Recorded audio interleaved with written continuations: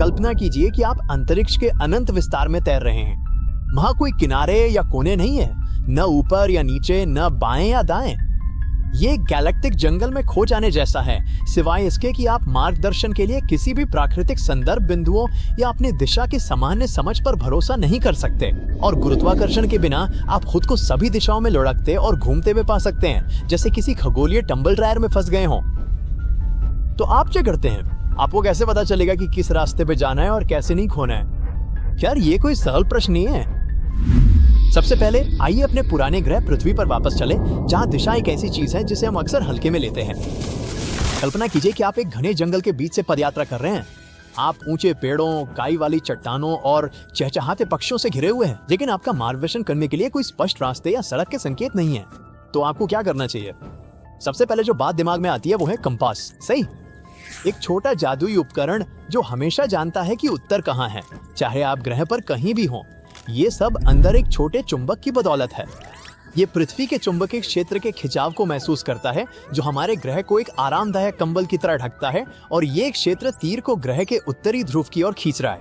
अब जब आप जानते हैं कि उत्तर कहाँ है, तो आप पूर्व, पश्चिम और दक्षिण का निर्धारण कर सकते हैं। इस बिंदु पर आप एक अनुभवी खोजकर्ता की तरह जंगल के माध्यम से नेविगेट कर सकते हैं। इसे ही हम संदर्भ बिंदु कहते हैं। और ये सिर्फ जंगल के माध्यम से अपना रास्ता खोजने के बारे में नहीं है। सोचिए कि आप अपने दैनिक जीवन में संदर्भ बिंदुओं का उपयोग कैसे करते हैं। नक्शे पर दिशा निर्देश देना और उनका पालन करना, जीपीएस नेविगेशन सिस्टम का उपयोग करना, या किसी को ये बताना कि सड़क के कोने पे किस तरफ मुड़ना है।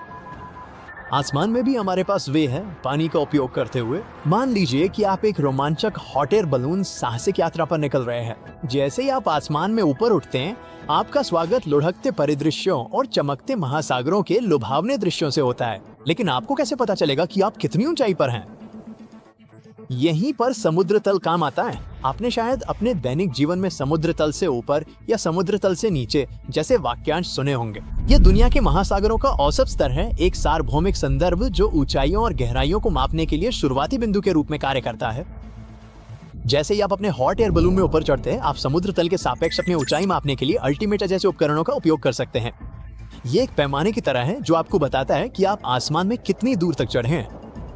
और ये सिर्फ हॉट एयर बलून रोमांच के लिए नहीं है। समुद्र तल के सापेक्ष ऊंचाई का उपयोग विमानन से लेके मौसम विज्ञान और भूगोल तक विभिन्न तरीकों से किया जाता है।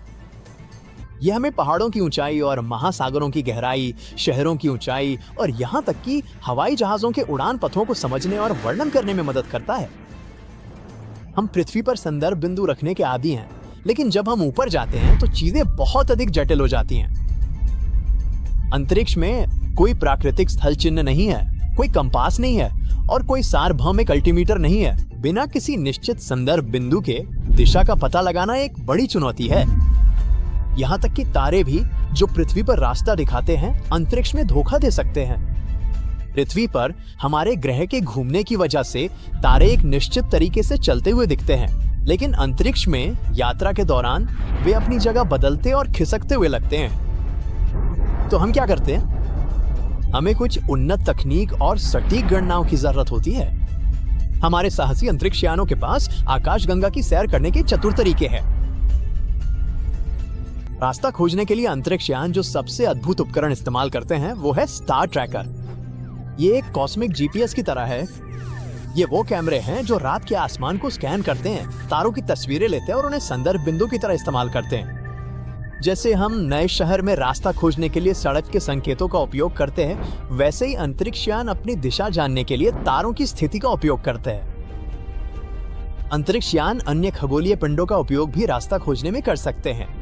उदाहरण के लिए वे अपनी स्थिति और दिशा जानने के लिए ग्रहों, चंद्रमाओं या यहाँ तक कि क्षुद्र ग्रहों का उपयोग कर सकते हैं। वे इन खगोलीय पिंडों के आधार पर अपना रास्ता खुद तय करते हैं, जैसे कि शुक्र से होते हुए बुध से मंगल तक जाने का रास्ता। ये ग्रहों और चंद्रमाओं के साथ कॉस्मिक बिंदुओं को जोड़ो खिल जैसा है। लेकिन ये सिर्फ रास्ता खोजने के बारे में नहीं है। अंतरिक्षयान इन तरीकों का उपयोग सटीक युद्धाभ्यास के लिए भी करते हैं, जैसे किसी ग्रह की कक्षा में जाना या चांद पर उतरना। वे खगोलीय पिंडों की स्थिति को कंपास मानकर अपनी ऊंचाई, गति और रास्ता तय करने के लिए जटिल गणनाओं और सटीक मापों का उपयोग करते हैं। ये एक नृत्य जैसा है जहां अंतरिक्ष यान विशाल अंतरिक्ष में जटिल युद्धाभ्यास करने के लिए संकेतों का पालन करता है। एक और चतुर गैजेट है जाइरोस्कोप। ये एक स्पेस कंपास जैसा है। जाइरोस्कोप बहुत संवेदनशील होते हैं और दिशा में मामूली बदलाव का भी पता लगा सकते हैं। वे अंतरिक्ष यान को स्थिर रहने और सही रास्ते पर चलने में मदद करते हैं। अंतरिक्ष यान ग्रहों, चंद्रमाओं या क्षुद्र ग्रहों जैसी पास की चीजों की तस्वीरें लेने और दूरी मापने के लिए कैमरों और लेजर का उपयोग करते हैं। और उन सभी शानदार सॉफ्टवेयर और एल्गोरिदम को मत भूलिए। हर अंतरिक्ष यान के अंदर एक जीनियस कंप्यूटर दिमाग होता है जो जटिल समीकरण हल करता है और तय करता है कि आगे कहां जाना है। लेकिन ये तो हुई दिशाओं की बात। अब ऊंचाई के बारे में क्या ख्याल है? अंतरिक्ष में ऊंचाई का मतलब ही बदल जाता है। ये बिना किसी जमीनी मंजिल के गगनचुंबी इमारत की ऊंचाई मापने जैसा है। तो इस कॉस्मिक पहेली के लिए कुछ अनोखी रचनात्मकता चाहिए। आमतौर पर इसे अंतरिक्ष यान या उपग्रह की स्थिति के आधार पर मापा जाता है। यदि आप किसी चंद्रमा या किसी अन्य खगोलीय पिंड के पास तैर रहे हैं और आप जानना चाहते हैं कि आप कितने ऊंचे या नीचे हैं, तो आप इस पिंड की सतह से अपनी दूरी माप सकते हैं। उदाहरण के लिए अंतरराष्ट्रीय अंतरिक्ष स्टेशन पर अंतरिक्ष यात्री अपनी ऊंचाई को पृथ्वी की सतह से ऊपर की दूरी के रूप में बता सकते हैं, भले ही वे हमारे वायुमंडल के काफी भीतर हों। और यदि खगोलीय पिंड की कोई ठोस सतह नहीं है, जैसे बृहस्पति जो मूल रूप से गैस का एक विशाल गोला है, तो हमें बस प्रार्थना करनी होगी। एक अन्य तरीका अंतरिक्ष यान की कक्षा के सापेक्ष ऊंचाई को मापना है।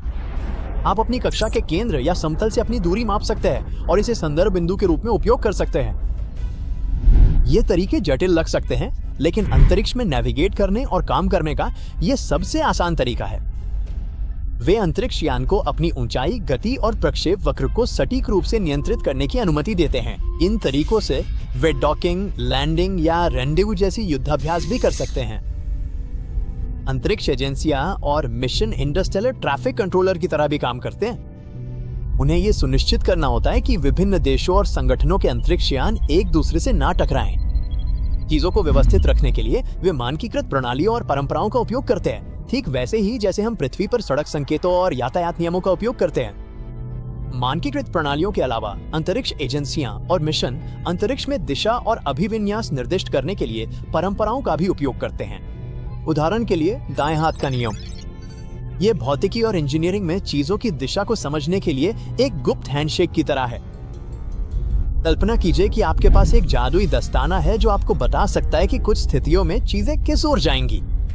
मान लीजिए कि यह दस्ताना आपके दाहिने हाथ पर है। अब अपना अंगूठा बाहर निकालें, जैसे कि आप थम्स अप दे रहे हो। आपका अंगूठा बल की दिशा या किसी चीज के धक्के या खिंचाव का प्रतिनिधित्व करता है।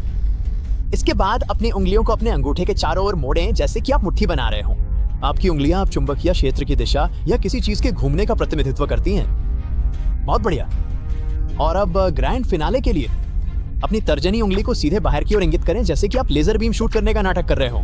आपकी तर्जनी उंगली अब गति की दिशा या विद्युत प्रवाह का प्रतिनिधित्व करती है। और ये रहा आपका जवाब। दाएं हाथ का नियम आपके जादुई दस्ताने का उपयोग करके बल की दिशा, अंगूठा, चुंबकीय क्षेत्र या रोटेशन, उंगलियां और गति या विद्युत प्रवाह तर्जनी उंगली को जोड़ने के बारे में है। ये एक मजेदार और आसान ट्रिक है जो नेविगेशन सहित भौतिकी और इंजीनियरिंग में जटिल समस्याओं को हल करने में मदद करती है। अंतरिक्ष अन्वेषण एक ऐसा साहसिक कार्य है जो दिशा और अभिविन्यास की हमारी धारणा को चुनौती देता है, जिससे हमें यह एहसास होता है कि हम अपने ग्रह पर कितना निर्भर हैं। कौन जानता है कि भविष्य में हमारे लिए और कौन से अजीब तरीके इंतजार कर रहे हैं। उदाहरण के लिए क्वांटम नेविगेशन, या जब हम स्टार ट्रेक की तरह ताना गति बनाएंगे, ऐसे तरीके जो न केवल व्यावहारिक होंगे बल्कि विस्मयकारी भी होंगे। देखते हैं क्या होता है।